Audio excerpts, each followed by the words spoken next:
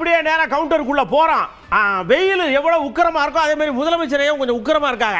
எடப்பாடி ஐயாவை அக்கு வேற ஆணி வேற டர்ரு டர்ரு டர்ன்னு பிரித்து மேய்தார். 2021 தேர்தலின் போது கொடுத்த வாக்குறுதிகள் மட்டுமல்ல, கொடுக்காத பல்வேறு திட்டங்களையும் நிறைவேற்றி காட்டிட்டு உங்க முன்னாடி இன்றைக்கு நான் கம்பீரமாக நின்று கொண்டிருக்கிறேன். திரு பழனிசாமி அவர்களின் ஆட்சியில செஞ்ச சாதனைகளை இதுபோல் நான் சொன்னது போல பட்டியலிட்டு சொல்ல முடியுமா? 10 ஆண்டு கால ஆட்சியில மக்களுக்கு கொடுத்த வாக்குறுதிகளை நிறைவேற்றினாங்களா? அதுவும் இல்லை. 2016 தேர்தல் அறிக்கையில் சொன்னது எதையும் அவர் செய்யல. இந்த லட்சணத்தில் அதிமுகவை பார்த்து நாம தேர்தல் அறிக்கையை காப்பியடிச்சிட்டோம்னு வாய் கூசாம சொல்லுகிறார் திரு பழனிசாமி அவர்கள். திமுக செயல்படுத்தி வர கலைஞர் மகளிர் உரிமை திட்டம், கட்டணமில்லா விடியல் பயணம்னு பழனிசாமி தான் நம்ம திட்டங்களை ஒன்று விடாம காப்பி அடிச்சு அறிக்கையாக வெளியிட்டிருக்கிறார். 10 ஆண்டு ஆட்சியில் இருந்தோம். அதிமுக ஆட்சி சாதனைகள் திட்டங்கள்னு பட்டியல் போட அவர்கிட்ட எதுவும் இல்லை. இந்த கஷ்டம் பழனிசாமியை விட அவருடைய ஓனருக்கார முதலாளி பிரதமர் மோடி அவர்களுக்கு இன்னும் அதிகம் இந்த பிரச்சனையில். அவராலையும் தமிழ்நாட்டுக்கு செஞ்ச சிறப்பு திட்டம்னு எதையும் சொல்ல முடியாது. என்னைய நீங்க பிரிச்சு வேண்டா உங்களை நான் அப்படியே விட்டுருவேனா அப்படின்னு சொல்லிட்டு அவர் ஒரு பக்கம் சரட்டுன்னு கிழிக்கிறார். 2021 சட்டமன்ற பொதுத் தேர்தலில் திராவிட முன்னேற்ற கழகம் ஆட்சிக்கு வந்தவுடனே அரசு சார்பா 3 லட்சம் காலி பணியிடம் காலியாக இருப்பதாகும், 3 லட்சம் பணியிடங்கள் காலியாக இருப்பதாகும், 2 லட்சம் அரசு சார்ந்த பணியிடங்கள் காலியாக இருப்பது அந்த தேர்தல் அறிக்கையில் குறிப்பிட்டீங்க. ஆட்சிக்கு வந்தவுடன் இந்த 5 லட்சம் அரசு காலி பணியிடங்கள் நிரப்பப்படும் என்று அறிவித்த திமுக அரசாங்கம் இதுவரைக்கும் 94,000 பேர் தான் பணி ஓய்வு பெற்றது. 1 லட்சம் பணியில் அமர்த்தது 94,000, அதுலயே 6,000 பாக்கி. அப்ப கொடுக்கப்பட்ட வாக்குறுதி நிறைவேற்றினாங்களா? படித்த இளைஞர்களுக்கு வேலை வாய்ப்பு கிடைக்கல, காலி பணியிடங்கள் அதிகரிச்சிருக்குது, குறையில. இந்த ஆட்சியில நயினார் அண்ணாச்சிக்கு காதல இப்பெல்லாம் என்ன சொன்னாலும் மாறி கேட்குது போல் இருக்கு. ஹீரோயின் சொன்னா ஹெராயின் கேட்குதான். அதே நேரத்தில் பாட்டு போட்டா அவருக்கு நாராசமா இருக்கிற மாதிரி ஃபீல் பண்றாரு. என்னன்னா டிஎம்கே அப்படி பண்றத பூரா அவருக்கு கடுப்பாகுதான். பாடல் வெளியிட்டதுனால மட்டும் ஆட்சி அமைக்க முடியுமா? பாடல் உள்ள வரிகள்லாம் உண்மையாக இருக்கணும். அவங்க பழைய தேர்தல் அறிக்கையில் சொன்னதெல்லாம் நடத்தியிருக்கணும். நல்ல முறையில் ஆட்சி நடத்தியிருக்கணும். சட்டம் ஒழுங்கை பாதுகாத்திருக்கணும். பெண்களுக்கு பாலியல் வன்கொடுமை இல்லாமல் இருக்கணும். தமிழகம் முழுவதும் கஞ்சா இல்லாமல் இருக்கணும். வெறும் பாட்டை மட்டும் பாடினா ஓட்டு போட்டுருவாங்கன்னா மக்களை என்ன தான் நம்பி நினச்சிருக்காங்கங்கிறது எங்களுக்கு புரியலை. அதனால் இந்த 5 ஆண்டு காலமும் மக்கள் பட்ட வேதனைக்கு ஒரு விடிவு காலம்தான் ஏப்ரல் 23ஆம் தேதி. அதாவது கஞ்சா எங்கே பார்த்தாலும் கஞ்சா. பள்ளிக்கூடத்தில் ஸ்டூடெண்ட்ஸ் மத்தியில் வாசல்லாம் முன்னாடிலாம் முட்டாய் தான் வைப்பாங்க, இப்போ கஞ்சா வைக்காங்க. மெத்தபெட்டின், ஹெராயின். அதாவது என்னென்னா அவங்களுடைய தேர்தல் இப்போ உள்ள தேர்தல் அறிக்கை என்ன சொல்லியிருக்காங்க, ஆனால் ஒன்றுமே சொல்லலை. ஏன்னா கடந்த கால தேர்தல் அறிக்கை எதுவுமே அவங்க செய்யலை. அதனால தான் அவங்க என்ன சொல்கிறாங்கன்னா அவங்க தேர்தல் அறிக்கை ஹீரோன்னு சொல்கிறாங்க. அவங்க தேர்தல் அறிக்கை பார்த்து நாங்கள் என்ன தெரியுமா ஜீரோன்னு சொல்கிறோம். அவங்க ஹீரோயின் அப்படின்னாங்க, அது ஹெராயின் தமிழ்நாடுங்கிறத தான் நான் சொல்கிறேன். அதனால இந்த பாட்டு படிக்கிறது மக்களை இனிமேல் ஏமாத்துற வேலையெல்லாம் தமிழகத்தில் நிச்சயமாக எடுபடாது. அண்ணாச்சி இந்த கடுப்பெல்லாம் இன்னும் கொஞ்ச நேரத்துக்கு இது பண்ணி வைங்க. ஏன்னா ஜெயிச்சதுக்கு அப்புறம் அந்த கடுப்பெல்லாம் காட்ட முடியாது அப்படின்னு சொல்லி பிரேமலதா அக்கா இருக்காங்கல்ல, அவங்க அந்த பக்கம் சொல்றாங்க. இல்ல பிரேமலதா அண்ணி 5 லட்சம் ரூபாய்க்கு நிச்சயம் சுய உதவி பெண்களுக்கு மானியம் வழங்கப்படும் என்பதை சொல்றேன். அதே போல விவசாய பெருமக்களுக்கு நெல் குவிண்டால் 3,500 உயர்வு பண்ணப்படும். கரும்பு ஆதார விலை 4,500 உயர்த்தப்படும். பால் கொள்முதல் அது 1 லிட்டருக்கு 5 ரூபாய் நிச்சயமாக விலை உயர்த்தி தரப்படும். மீன்பிடி தடைகால நிவாரணம் 12,000 உயர்வு செய்து தரப்படும் போன்ற பொன்னான வாக்குறுதிகளை தேர்தல் அறிக்கையிலே அண்ணன் ஸ்டாலின் அவர்கள் அறிவித்திருக்கிறார். மகளிர் சுய உதவி குழுக்களுக்கு 5 லட்சம் மானியமும் நிச்சயம் தரப்படும். கல்வி உதவி, அதாவது 35 லட்சம் மாணவர்களுக்கு இலவசமாக லேப்டாப் மற்றும் அவர்களுடைய கல்விக்கு தேவையான உதவியும் நிச்சயமாக வழங்கப்படும் என்பதையுமே இந்த நேரத்தில் தேர்தல் அறிக்கையாக நாம சொல்லுவதை நான் பெருமையோட நினைக்கிறேன். இது ஒரு சும்மா ஒரு இன்சு தான், இது ஜஸ்ட் இது ஒரு ட்ரெய்லர் தான். மெயின் பிக்சர் இன்னும் நிறைய இருக்குது. ஏன்னா இந்த சின்ன பேப்பர்ல கொஞ்சம் தான் நான் சொல்ல முடியும். அதனால மெயின் பிக்சர் இன்னும் ஏராளமான திட்டங்கள் நிச்சயமாக மக்களுக்காக வழங்கப்படும். 6 லட்சம் பேரை இந்த 2 கட்சிகளும் சேர்ந்து கொண்டு இருக்கியான்னு உடனே சுத்தில இருந்த மக்கள் எல்லாம் என்னென்ன சீமானே இப்படி சொல்லுதீங்களா அப்படின்னு கேட்டாங்க. ஆமா, பின்ன இவ்வளவு நாள் ஆட்சியில கொண்டு விட்டாங்களா தண்ணியை கொடுத்து அப்படின்னு மதுவுக்கு எதிராக பேசுதாராம். டாஸ்மார்க்கை திறந்து வைத்து தன் நாட்டு குடிகளை குடிக்க வைத்து அதிலிருந்து வருகிற வருவாயை வைத்து ஒரு நாடு ஆட்சி செய்யும் என்றால் அது நல்ல ஆட்சியா? எப்படி அறம் சார்ந்த ஆட்சியா, அநீதியான கொடுமையான ஆட்சியா என்பதை அறிவார்ந்த எனது சொந்தங்கள் சிந்தித்து பார்க்க வேண்டாமா? எப்படி நாட்டு மக்களை குடி நோயாளியாக ஆக்கிவிட்டு நாடெங்கிலும் போதை கலாச்சாரத்தை திறந்துவிட்டு பள்ளிக்கூடம், கல்லூரி, வழிபாட்டு தலங்களுக்கு வாயிலேயே போதைப் பொருள்கள் கிடைக்கிற வாய்ப்பை கொடுத்துவிட்டு நாட்டில் பெண்களுக்கு பாதுகாப்பு, ஒழுக்கம், கொலை தடுப்பு, சட்டம் ஒழுங்கெல்லாம் எப்படி இருக்கும்? தாலிக்கும் தங்கம் தந்தார்கள், அரைப்பவன் தந்தார்கள். 6 லட்சம் பேர் தாலியை அறுத்திருக்கார்கள் குடிக்க வச்சு. எப்படிப்பட்ட ஆட்சி முறை? எப்படி 60 ஆண்டுகளாக ஊழல் லஞ்சத்தையே பார்த்து அதையே ஊறி சகித்து போனீர்கள். தெரிகிறது உங்களால் ஊழல் லஞ்சம் தேசியமயமாக்கப்பட்டு விட்டது. தடுக்க முடிகிறதா உங்களால்?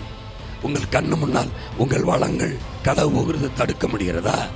உங்கள் நிலம் அங்கும் குப்பை மேடாகிறது, தடுக்க முடிகிறதா? நச்சு கழிவு. ஒரு ராயபுரம் தொகுதியில இந்த ஜெயக்குமார் இல்லைன்னா என்ன ஆகும்? மக்கள் எல்லாம் அல்லலோகப்படுது. நான் அவங்களை அப்படியே கிருஷ்ண பரமாத்மா மாதிரி அணைச்சு பாதுகாத்துட்டு இருக்கேன். இந்த 5 வருஷம் அவங்க பட்ட பாடு, நான் ஜெயிச்சதுக்கு அப்புறம் அவங்கள பூரா பஞ்சா சந்தோஷத்துல மிதக்க விடுவோங்க. ராயபுரம் தொகுதி மக்கள் கடந்த 5 ஆண்டு காலத்தில் சொல்லனாத துயரத்திற்கு ஆளாகி இருக்கின்றார்கள். ஒரு சட்டமன்ற உறுப்பினருடைய அந்த கடமை என்ன? மக்கள் அவர்களுக்கு இயற்கை இடர்பாடுகள், அதாவது மழைக்காலமும் சரி, புயல் காலமும் சரி, மக்கள் பாதிப்பு அடையும் போது அந்த பாதிப்பை நேரடியாக கேட்டு அவர்களுக்கு எல்லாவித நிவாரண உதவியும் செய்வது ஒரு சட்டமன்ற உறுப்பினருடைய கடமையாக இருக்க வேண்டும். அது கொரோனா காலத்திலே குறிப்பாக நான் ராயபுரம் தொகுதிக்கு செய்ததை நிச்சயமாக ராயபுரம் தொகுதி மக்கள் என்றைக்குமே மறக்கவில்லை. அது மட்டுமல்லாமல் ஒரு சட்டமன்ற உறுப்பினர் அடிப்படை கட்டமைப்பு வசதிகள், எவ்வளவு மழை பெய்தாலும் ஒரு தண்ணீர் தேங்காத வண்ணம் ராயபுரம் தொகுதி உருவாக்கி காட்டினோம். குடிசைகளே இல்லாத பகுதியாக உருவாக்கி காட்டினோம்.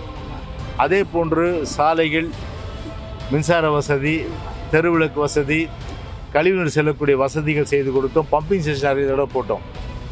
அதை இந்த 5 வருஷம் மெயின்டைன் பண்ணியிருந்தாலே ஒரு சாதாரண மழைக்கு கூட தண்ணி நிற்காது. ஆனால் சாதாரண மழைக்கு கூட இந்த 5 ஆண்டு காலத்திலே மக்கள் பெருமளவுக்கு கஷ்டப்பட்டார்கள். இப்பொழுது மக்கள் எப்படி ஒரு நிழலினுடைய அருமை வெயிலில் தான் தெரியும். அந்த வித்தியாசத்தை உணர்ந்திருக்கின்றார்கள். அவருடைய இந்த வித்தியாசம் என்பது 5 ஆண்டு காலத்திலே அவரோடு இருந்து நல்லது, கெட்டது, சுகம், துக்கம் அத்தனையும் கலந்து கொண்டதில் இன்றைக்கு அவர் எண்ணி பார்க்கின்றார்கள். அடுத்து நம்ம செல்லூர் அண்ணாச்சி வந்தார். தேர்தல் விதிமுறையை மீறிக்கிட்டே இருக்காரு ஸ்டாலின் ஐயா. யாரும் கண்டுக்க மாட்டீங்க. என்னையா மீறினாரு? உங்களுக்கு 5000 வந்துச்சா, அடுத்து 2000 வந்துருச்சா, 1000 வந்துருச்சா, அப்படி இப்படின்னு செஞ்சதெல்லாம் சொல்லி காட்டிக்கிட்டே இருக்காரு. இதெல்லாம் நல்லாவா இருக்குன்னு கேட்காரு. ஒரு முதலமைச்சர் இது மாதிரி எல்லாம் சொல்லக்கூடாது. அவங்கதான் எங்க அதெல்லாம் இப்ப உச்ச நீதிமன்றத்தில், உயர் நீதிமன்றத்துடைய தீர்ப்பவே, அந்த நீதியரசர் தீர்ப்பவே இந்த அரசு மதிக்க மாட்டேங்கிறாரு. அரசு மதிக்கலைன்னா முதலமைச்சர் மதிக்கல. இது மாதிரி அரசாங்கம் கொடுக்கிற ரூபாய் இவர் கையில இருந்து கொடுக்கறது இல்லை. அரசாங்கம் இருந்து கொடுக்கிற ரூபாய் அரசாங்கத்து மக்கள் வரியில இருந்து போட்டிருக்காங்க. அதை போட்டிருக்கிறத போய் கேட்கிறாருன்னா அதுவே ஒரு இதுதான். அது தவறு பட்சத்தில் அது தவறு. தவறு ஏற்பட்டு தவறு அவர் பேசியிருந்தா தவறுனா தவறுதான். ஆனா அவரு அதை பத்தி பார்க்கணும். இந்த அரசாங்கம் நீதி அரசரே மதிக்கலையே. இப்ப திருப்பரங்குன்ற இஷ்யூல 2 கோர்ட்டுன்னு சொல்லியும் கூட சாமிநாதன் சார் நீதி அரசர் சொன்னதை எல்லாரும் ஊர்ஜிதப்படுத்துறாங்க. அது தவறு இல்லை, கொடுத்தது சரிதான் அப்படின்னு. அதை கூட இந்த அரசாங்கம் மதிக்காத அரசாங்கம், எதையும் மதிக்காத அரசாங்கம்.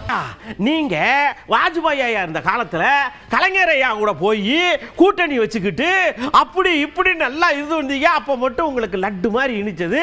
எங்க எடப்பாடி ஐயாவை கூட்டணி வச்ச உடனே உங்களுக்கு வேப்பங்காயா கசக்குதா, இதெல்லாம் உங்களுக்கு அடுக்குமா அப்படின்னு கேட்கார். பதட்டத்தை காமிக்குது, பயத்தை காமிக்குது. நாங்க அடிச்சுவையா முப்ப மகனே சிங்கண்டா அப்படின்ற மாதிரி ஏதாச்சும் ஒண்ணு சொல்லணும். இந்த கூட்டணி வெற்றி பெற போகிறது. இந்த கூட்டணி மக்கள் மத்தியில இதுதான் நல்ல கூட்டணி, இந்த அரசை மாற்ற வேண்டும். எல்லாரும் ஒரே தீர்மானம். எத்தனை கட்சி அதுல சேர்ந்திருக்குன்னே மக்கள் பார்க்கல. எத்தனை கட்சி வந்திருக்குல்ல. பொதுமக்கள் என்ன நினைக்கிறாங்க? இந்த ஆட்சி மாற்றம் கொண்டு வரணும். போதை தமிழகமாக இருக்கு. நாம் குழந்தைகளுக்கு நம்முடைய எதிர்காலத்துக்கு மிகப்பெரிய பாதிப்பு ஏற்படும். பெண்கள்லாம் என்ன, பெண்களுக்கு நமக்கு பாதுகாப்பு, முழுமையான பாதுகாப்பு வேணுமானால் இந்த அரசாங்கத்தை மாற்ற வேண்டும் என்ற முடிவுல இருக்காங்க. அது போய் எத்தனை கட்சி சேர்ந்தா ஒண்ணுமே இல்ல. இப்ப என்ன பயந்துட்டாரு. அதனால இவங்க தான் பாரதிய ஜனதாவோட ரொம்ப நெருக்கமா அமைச்சரவை எல்லாம் அங்க வைத்தவங்க. அப்பெல்லாம் பாரதிய ஜனதா இனிச்சுச்சா? இவங்களுடைய முரசொலி மாறன் உடைய மாமன் தாய் மாமன் அவரே வச்சுக்கோங்க. அவரே 1.5 வருஷமா இலாக்கா இல்லாத அமைச்சரா இருந்தாரு. என்ன சொல்றீங்க? பாரதிய ஜனதா உடனே கலைஞ்சி விட்டு அடுத்த தேர்தலில் திமுகவோட கூட்டணி, காங்கிரஸோட கூட்டணி. தமிழர்களே, நீங்க உஷாரா இருக்கணும். கீழடியில நம்மளுடைய அருமை பெருமைகள் எல்லாம் புதைஞ்சு கிடந்தது. எடுத்து வச்சா அங்கீகரிக்க மாட்டேங்கிறாங்க. அதனால உஷாரா ஓட்டு போடுங்கன்னு கனிமொழி அக்கா கேட்டுக்கிறாங்கல்ல எல்லாரையும். அதனால எதிர்கட்சி இருக்கணுங்கிறதுக்காக சொல்றேன். பார்த்து நம்ம ஊர் பக்கம் சொல்லுவாங்க சூதானமா இருங்கன்னு. அதனால பத்திரமா இருந்துக்கங்க. இல்லைன்னா எங்கேயாவது கவர்னர் வேலைக்கு தான் அனுப்புவாங்க. ஆனா பழனிசாமி என்ன சொல்றாரு? தமிழ்நாடு அரசு பிஜேபி சொல்றபடி, மோடி சொல்றபடி, ஒன்றிய அரசாங்கம் சொல்லும்படி நம்முடைய ஆய்வு அறிக்கையை மாற்றி அனுப்பணுமா? தமிழர்களுடைய பெருமையை குறைத்து அனுப்ப வேண்டும் என்று சொல்லக்கூடியவர் தான் எடப்பாடி பழனிசாமி.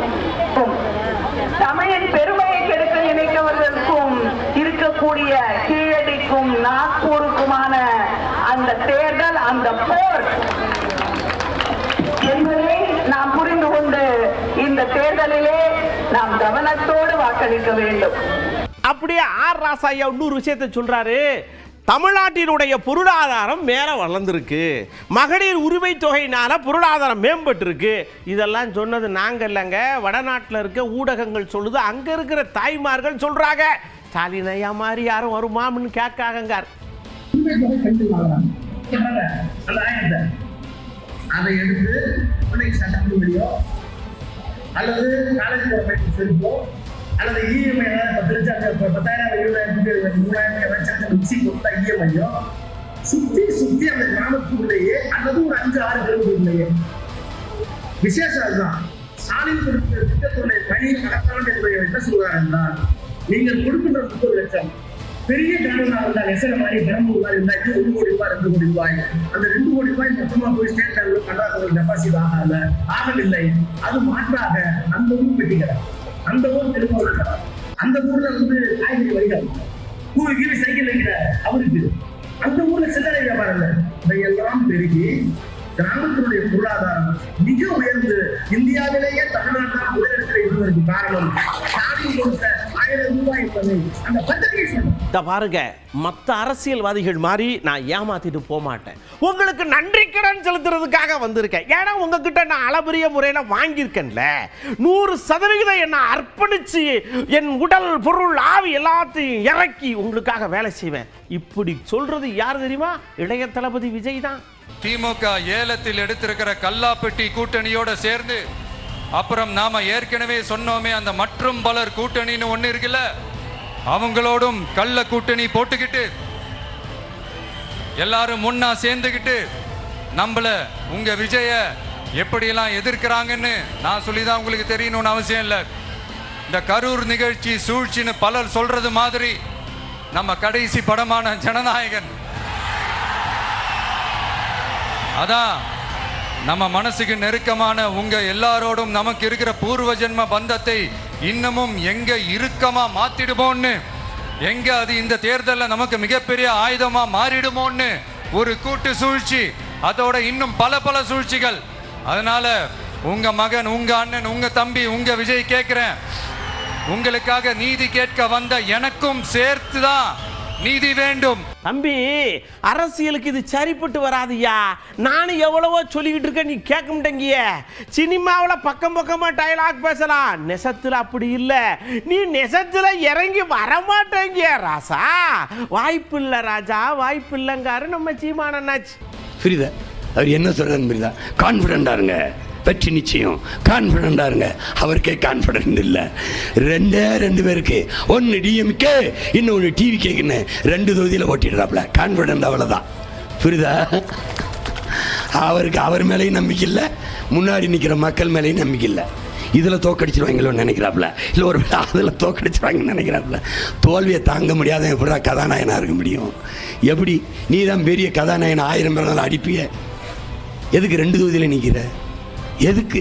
உனக்கே நம்பிக்கை இல்லைன்னா உன் கட்சியில் நிற்கிறவனுக்கு என்னடா நம்பிக்கை வரும்? ஏதோ ஒரு காமெடி பண்ணிட்டு அலையிறாப்புல. ஏழை விடுறாங்க உங்களை. ஆமாங்க, சரிப்பட்டு வருங்க.